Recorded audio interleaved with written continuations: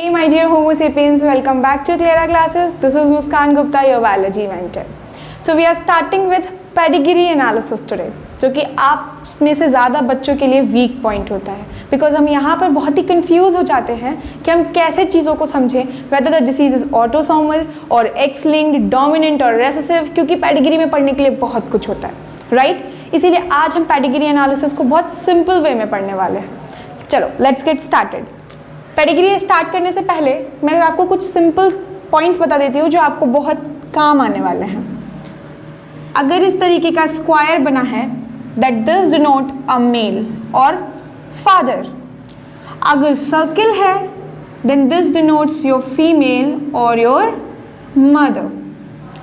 इस तरीके का ब्रिज बना है, मतलब इनकी शादी हुई है, मेल एंड फीमेल की शादी हुई है। फिर इस तरीके से जब आपके बच्चे यानी कि जो डॉटर सेल्स और जो डॉटर्स और सन ड्रॉ किए जाते हैं वो भी इसी तरीके से होंगे, लेकिन यहाँ पर हम इन्हें इंडिविजुअली मेल या फीमेल नहीं बोल सकते। These are your male sons और these are your daughters, okay. उसके बाद इनमें से भी मान लीजिए किसी की मेटिंग हो गई, फिर वापस से उनके कुछ टाइप्स ऑफ बच्चे बनेंगे, ठीक है। तो ये जो आपको शो कर रहे हैं ये साइंस से ही पूरा पेडिग्री चार्ट आता है। उसके बाद अगर ये पूरा फिल है, ये पूरा कलर्ड है, it means the father is affected to any disease, किसी ना किसी डिजीज से अफेक्टेड है क्या फादर। और मेल अगर फीमेल में नहीं है, ये कलर्ड नहीं है, ब्लैंक है, इट मीन्स आपकी जो मदर है वो कंप्लीटली सेफ है फ्रॉम दैट डिजीज। अब वैसे ही अगर चिल्ड्रंस में से किसी एक के पास भी वो कलर्ड है, इट मीन्स ये भी अफेक्टेड है, बाकी के तीन अफेक्टेड नहीं है। ये साइंस का कुछ है जो चार्ट में यूज़ होते हैं, यही साइंस ज़्यादातर इंपॉर्टेंट होते हैं। आपके एनसीईआरटी में एक बहुत लंबा सीक्वेंस लिखा हुआ है आपके साइंस का, आप चाहें तो उसे पढ़ सकते हैं, but these are the most important science जो हम बेसिकली यूज़ करते हैं। तो जब भी हमारे सामने पेडिग्री चार्ट आता है, दो चीज़ें सबसे ज़्यादा ज़रूरी है। सबसे पहली चीज़, हमें घबराना बिल्कुल नहीं है। पेडिग्री चार्ट देखकर ये नहीं सोचना कि ये तो मुझे आता नहीं है, मैं कैसे करूँगा या करूँगी, मुझे तो पता ही नहीं है पेडिग्री में कैसे देखना है। और दूसरा, यू हैव टू बी काम, क्योंकि अगर आप जल्दबाजी करोगे ना तो आप ज़रूर कुछ ना कुछ पेडिग्री चार्ट में गड़बड़ कर दोगे, क्योंकि वहाँ हमें एक एक साइन को पढ़ना होता है, उसको समझने की कोशिश करनी होती है, उसके बाद उस पर प्रोसेस करना होता है। चलिए, तो सबसे पहले अगर हम पेडिग्री एनालिसिस की बात करें तो हम उसमें 3 से 4 टाइप की डिसीजेस को पढ़ते हैं, ठीक है। सबसे पहले होती है autosomal, next is your X linked and third is your Y linked. बहुत ही इजी होता है अगर प्रेजेंस ऑफ माइंड से पढ़ा जाए। ऑटोसोमल वो नंबर ऑफ क्रोमोसोम्स हैं जो मेल और फीमेल में इक्वली प्रेजेंट होते हैं, ठीक है। क्या है वो क्रोमोसोम नंबर हैं जो मेल और फीमेल में इक्वली प्रेजेंट होते हैं।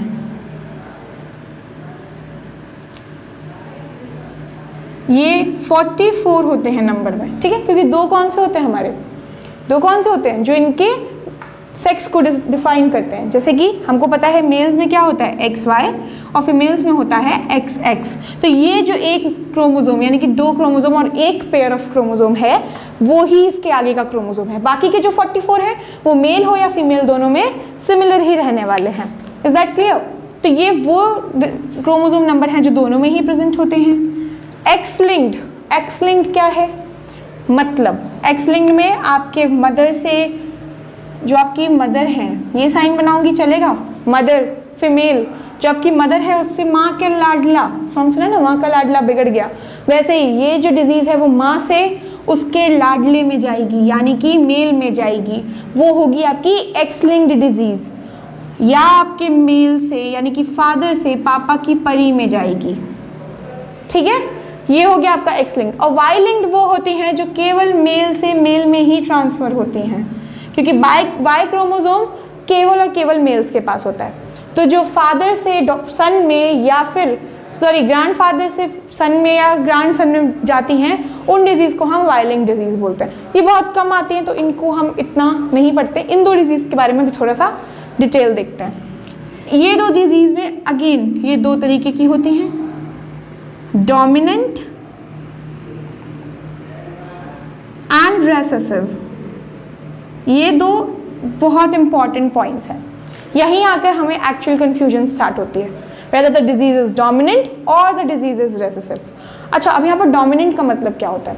Something is dominant over another thing means वो उसके ऊपर हावी हो रही है, उससे ज़्यादा ताकतवर है, राइट? उसी को तो हम डोमिनेंट बोलते हैं। तो डोमिनेंट का मतलब यहाँ पर ये होगा कि अगर आपके ग्रैंडफादर को कोई डिजीज़ थी, वो डिजीज़ आपके फादर को हुई, वो आप में आई और आपसे आपके बच्चों में गई, मीन्स कंटिन्यूएशन ऑफ जनरेशन है। अगर आप फर्स्ट जनरेशन को देखो यानी कि अपने ग्रैंड पेरेंट्स को देखो तो वहाँ पर भी वो डिजीज़ है। आप अपने फादर को देखो यानी कि सेकेंड जनरेशन को देखो तो वहाँ पर भी वो डिजीज़ प्रेजेंट है। फिर थर्ड जनरेशन यानी कि आप में भी वो डिजीज़ प्रेजेंट है, और फोर्थ जनरेशन यानी कि आपके बच्चों में भी वो डिजीज़ प्रेजेंट है। Continuation of this generation is known as dominant disease. क्या बोलते हैं हम? या फिर बोल सकते हैं फ्रीक्वेंसी इसकी ज़्यादा है क्योंकि हर जनरेशन में देखने को मिल रही है।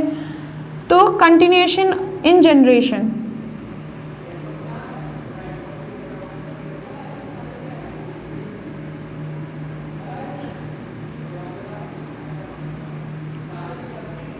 continuation in generation of frequency is high।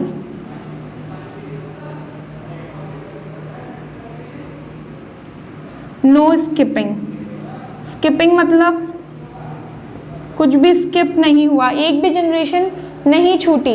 Grandfather से फादर में, फादर से हम में और हमसे हमारे बच्चों में continuously generation to generation transfer हो रही है। That is known as your dominant, क्योंकि वो हर जगह डोमिनेंट है, एक के ऊपर हावी है वो। और रेसेसिव मतलब क्या है? ये तो है ही रेसेसिव, मीन्स इसकी फ्रीक्वेंसी क्या होगी?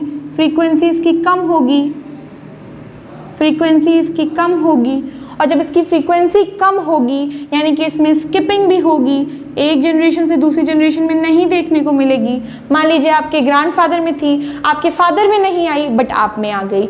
इट मीन्स क्या हुआ? यहाँ पर स्किपिंग हुई, तो वो आपकी रेसेसिव डिजीज हो जाएगी, जो कि आपकी ऑटोसोमल और एक्स लिंक्ड दोनों में ही देखने को मिलती है। समझ में आया? ऑटोसोमल क्या है? वो नंबर ऑफ क्रोमोसोम्स जो कि मेल और फीमेल दोनों में इक्वल ही प्रेजेंट होते हैं। उसके बाद एक्स लिंक्ड क्या है? जो मेल से फीमेल में या फीमेल से मेल में ट्रांसफर हो, यानी कि माँ से माँ के लाडले में। कैसे याद रख सकते हैं? माँ का लाडला होता है और पापा की परी होती है, तो माँ से माँ के लाडले में अगर कोई डिजीज जा रही है तो दैट इज एक्स लिंक्ड। और अगर पापा से पापा की परी में कोई डिजीज जा रही है then that is also your X linked. Y linked कब होगा? जब मेल से मेल में जाएगी, क्योंकि वाई क्रोमोसोम केवल और केवल मेल्स के पास ही प्रेजेंट होता है। Is it clear? अब इसको, ये तो हो गया। Then we will move to a chart. हम एक चार्ट बनाते हैं, उससे हम समझते हैं कि हमें कितना समझ में आया है डिजीज के बारे में।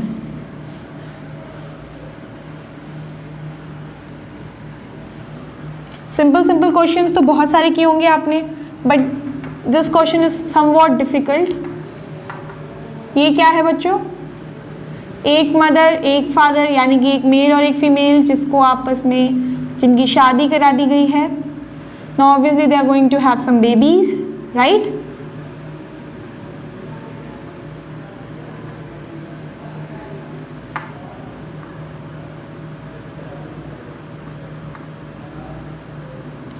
बेटा, बेटा, बेटी, I am drawing it right ना?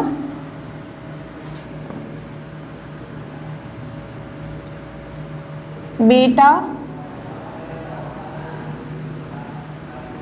दिस इज द सीक्वेंस, मतलब पहले बेटा हुआ, फिर बेटा हुआ, फिर बेटी हुई, फिर एक और बेटी हुई, फिर एक और बेटा हुआ और फिर एक और बेटा हुआ।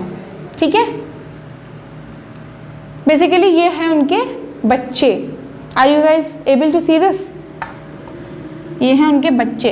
अब मान लीजिए ये दो डॉटर्स हो गई अफेक्टेड,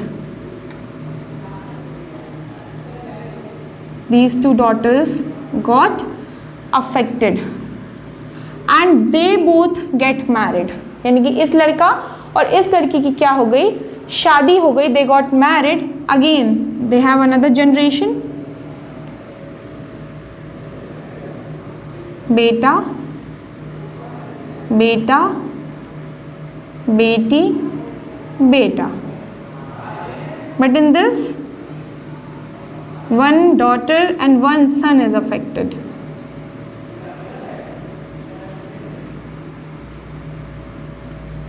क्लियर? अब अगर मैं इसके बेसिस पे आपको 4 ऑप्शंस दूं, first is your dominant Y-linked, second is your recessive Y-linked,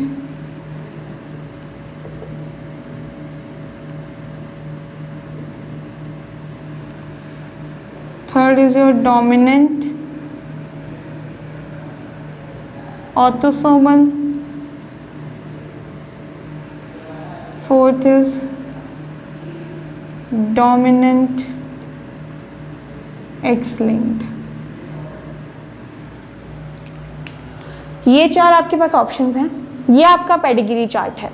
now you have to find कि विच ऑप्शन इज करेक्ट. तो यहाँ पर अगर देखा जाए, एक जनरेशन हम लिख लेते हैं यहाँ पर, this is your generation 1, this is your generation 2, and this is your generation 3.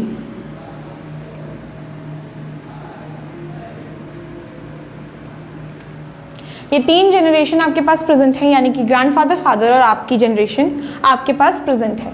अगर हम कामलीज को एनालाइज करें, इस पेडिग्री चार्ट को एनालाइज करें, फादर से डॉटर में, डॉटर से सन में, यहाँ पर अभी हम कुछ भी नहीं देख रहे, सिर्फ डोमिनेंट और रेसेसिव देख रहे हैं, क्योंकि हमें पहले इनमें से पता करना है whether the disease in this chart is dominant और रेसेसिव. तो अगर हम डोमिनेंट का पता करें तो याद करो डोमिनेंट क्या था, कंटिन्यूएशन ऑफ जनरेशन, यानी कि ग्रैंडफादर में भी होगी, फादर में भी होगी और हम में भी होगी. तीनों जनरेशन में कंटिन्यूएशन है डिजीज का, कोई भी स्किपिंग नहीं हो रही. It means this disease is obviously going to be dominant, यानी कि डोमिनेंट तो होगी ही होगी. अब यहाँ पर अगर हम बात करें तो ये रेसेसिव वाला ऑप्शन कट, क्योंकि रेसेसिव तो ये डिजीज हो ही नहीं सकती. डोमिनेंट में भी अब यहाँ पर वाई लिंक की बात करें तो वाई में सिर्फ मेल से मेल में ही जाएगी, यानी कि फादर से सन में ही जाएगी. यहाँ तो फादर से डॉटर में आ रही है ना, तो एक्स वाई लिंक भी खत्म, 2 ऑप्शंस आउट हो गए हैं. Now you have 2 options, that is dominant autosomal and dominant x linked. ये इजी वे है एमसीक्यू सॉल्व करने का. आपने 2 ऑप्शंस को किक आउट कर दिया, now you have only left with 2 options. तो ये इजी होगा इनमें से पता लगाने में. ये तुक्के वाला तरीका भी लगा सकते हैं यहाँ पर, बट हमें तो आंसर फाइंड करना है. तो यहाँ पर अगर देखा जाए तो ये फादर से डॉटर में ही आई है, दोनों डॉटर्स में आई है, कोई भी सन अफेक्टेड नहीं है. तो फादर से डॉटर में अगर आ रही है तो क्या होगी ये, जल्दी बताओ. पापा से पापा की परी और माँ से माँ का लाडला. तो पापा से पापा की परी में कहाँ जाएगी, एक्स लिंक में जाएगी, एक्स लिंक्ड में जाएगी. लेकिन यहाँ पर तो मदर से सन भी हो रहा है और डॉटर भी हो रहा है. This is the basic thing जहाँ आप आकर कंफ्यूज हो जाते हो कि ये तो हो तो डॉटर में भी रहा है और सन में भी रहा है. बट यहाँ पर क्या क्रिस क्रॉस इनहेरिटेंस बन रहा है, क्या क्रिस क्रॉस इनहेरिटेंस बन रहा है, और x linked is your criss cross inheritance.